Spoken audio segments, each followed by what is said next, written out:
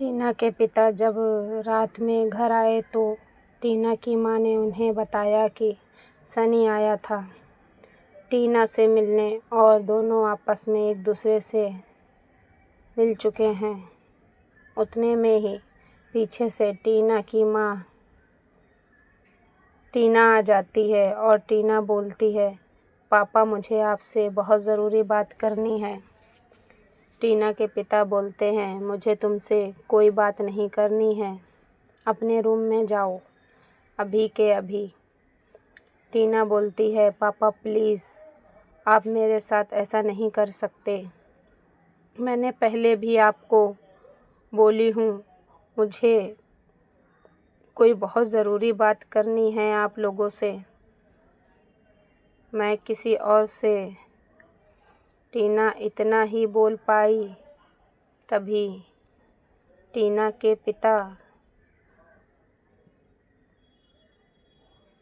टीना पर चिल्लाते हुए बोलते हैं, तुम्हें मेरी एक बार की बात समझ में नहीं आई?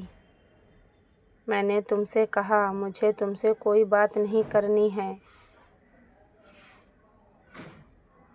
और ना ही तुम्हारी कोई बात सुननी है। अभी के अभी अपने रूम में जाओ और अगर थोड़ी देर तुम यहाँ खड़ी रही तो मैं यहाँ से चला जाऊँगा। और हाँ, जाते जाते यह बात सुन लो, 2-3 दिन बाद तुम्हारी और सनी की मंगनी है और 1 हफ्ते बाद शादी, तो पूरी तरह से तैयार हो जाओ इन चीज़ों के लिए। मुझे कोई नाटक नहीं चाहिए। टीना चुपचाप अपने रूम में वापस चली गई और सोचने लगी, पापा मेरे साथ ऐसा क्यों कर रहे हैं?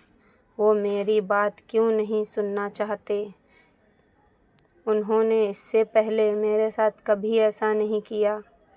आखिर ऐसी क्या बात है जो वो मुझे बता भी नहीं रहे हैं और मुझसे गुस्सा भी हैं?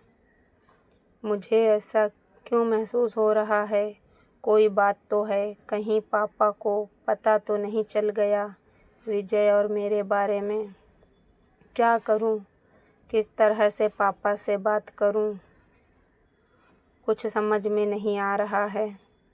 टीना ने अपनी बेस्ट फ्रेंड सीमा को फ़ोन किया और उससे सारी बातें बताई, उसके साथ क्या क्या हो रहा है और घर में क्या चल रहा है। फिर उसने सीमा से मदद मांगी और कहा, यार सीमा प्लीज़ कैसे भी करके मेरी बात विजय से करवा दे। 2 दिन से उसका फ़ोन नहीं लग रहा है। मैं कितने बार लगाई हूँ उसको यह सब बातें बताने के लिए, लेकिन उसका फ़ोन स्विच ऑफ आ रहा है। तू कुछ भी कर, कैसे भी कर मेरी बात विजय से करवा दे। टीना की फ्रेंड सीमा बोली, क्या तुमको नहीं पता कि विजय कुछ दिनों के लिए बाहर गया है? शायद इसीलिए उसका फ़ोन स्विच ऑफ आ रहा है। फिर भी मैं कैसे भी करके कोशिश करती हूँ विजय से बात करने की, और जैसे ही बात होगी तुम्हें बताती हूँ। टीना की फ्रेंड सीमा बोली, मुझे लगा ही था कोई तो बात है, लेकिन मुझे ये नहीं पता था कि बात इतनी बड़ी होगी। मुझे लगा था शायद तेरी तबीयत ख़राब है, इसलिए तू इतने दिनों से कॉलेज नहीं आ रही है। लेकिन मुझे क्या पता था कि अंकल आंटी कोई इतना बड़ा फ़ैसला एकदम से ले लेंगे। तू बोले तो मैं आकर बात करूं क्या अंकल आंटी से? टीना बोली, नहीं यार सीमा, पापा कोई बात नहीं सुन रहे हैं मेरी। जब वो मेरी कोई बात नहीं सुन रहे हैं तो तेरी क्या सुनेंगे? मुझे तो ऐसा लग रहा है शायद पापा को मेरे और विजय के बारे में पता चल चुका है। सीमा बोली, इसका एक ही तरीका है, मैं कल आती हूँ और अंकल से बात करती हूँ। मुझे तो मालूम है तुझे तो मालूम है मेरी और अंकल की पहले से ही अच्छी बॉन्डिंग है। अंकल मुझे अपनी बेटी की तरह ही मानते हैं। मैं कल आती हूँ, बात करती हूँ अंकल से, देखते हैं क्या बात है, कोशिश करती हूँ जानने की। टीना बोली, हाँ ठीक है, तू कल आ, पापा से बात कर।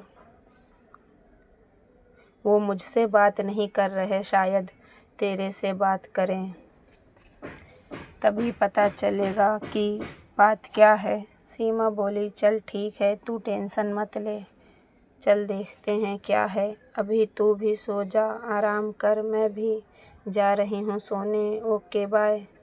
टीना बोली, ठीक है बाय। फिर अगले दिन हुआ और सीमा सुबह जल्दी टीना के घर पर आ गई ताकि टीना के पिता के ऑफिस जाने से पहले सीमा उनसे मिल सके। टीना के पिता ने जैसे ही सीमा को देखा वो समझ गए सीमा यहाँ क्यों आई है। सीमा ने टीना के पिता को देखते ही बोला, नमस्ते अंकल। टीना के पिता बोले, हाँ हाँ नमस्ते बेटा, नमस्ते। आओ बैठो, हमारे साथ बैठकर नाश्ता करो। हम नाश्ता ही करने जा रहे हैं। सीमा बोली, नहीं अंकल, मैं नाश्ता करके आई हूँ घर से। मुझे आपसे कुछ बात करनी है, क्या मैं आपसे बात कर सकती हूँ? टीना के पिता बोले, नहीं बेटा सॉरी, इस वक्त मेरे पास टाइम नहीं है, मैं बहुत जल्दी में हूँ, मुझे आज ऑफिस जल्दी जाना है, बस नाश्ता करके निकल ही रहा था, बाद में बात करते हैं ना, आराम से। और हाँ सीमा बेटा, तुम अच्छे टाइम पर आई हो, मैं तुम्हारे घर आने ही वाला था कार्ड देने के लिए। तुम्हारी बेस्ट फ्रेंड टीना की शादी होने वाली है। टीना ने तो तुमको बताया ही नहीं होगा शायद। जाओ टीना से मिल लो, उसके रूम में है वो। और हाँ कल इंगेजमेंट है, कल टाइम पर आ जाना, ओके बेटा। और मैं चलता हूँ। यह बोलकर टीना के पिता वहाँ से चले गए। उनका इस तरह के बिहेवियर देखकर सीमा समझ गई थी कि अंकल लग रहा है सब जान चुके हैं टीना और विजय के बारे में, इसलिए शायद वो ऐसा बर्ताव कर रहे हैं। सीमा टीना के पास गई और उसने सब कुछ बताया टीना को। अंकल से जो भी बात हुई, जिस तरह से उन्होंने सीमा से बात की, बातों को इग्नोर किया।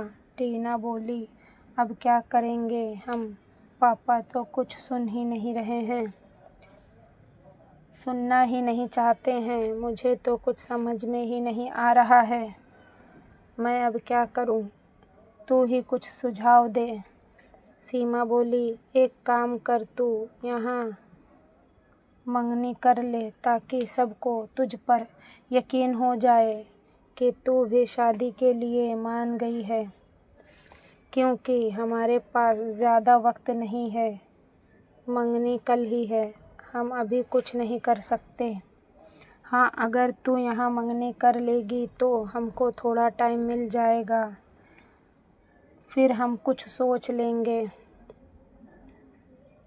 कि क्या करना है। शादी में अभी 1 हफ्ता है, तब तक हम दोनों मिलकर कोई ना कोई रास्ता निकाल ही लेंगे, तू टेंशन मत ले, मैं तेरे साथ हूँ।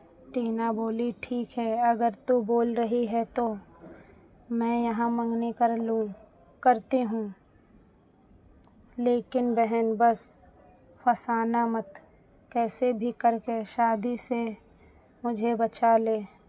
मुझे पता है, तुझे पता है, मैं विजय के सिवा किसी से के बारे में सोच भी नहीं सकती, शादी तो बहुत दूर की बात है। सीमा बोली, हाँ क्यों नहीं, मुझसे ज़्यादा कौन जानता है तेरे बारे में, तू टेंशन मत ले, सब ठीक हो जाएगा। हेलो गाइस, अगर आप लोगों को मेरी स्टोरी पसंद आ रही है तो प्लीज़ लाइक करें, शेयर करें, सब्सक्राइब करें और इसके पहला, दूसरा और तीसरा पार्ट सुनने के लिए हमारे चैनल को सब्सक्राइब करें।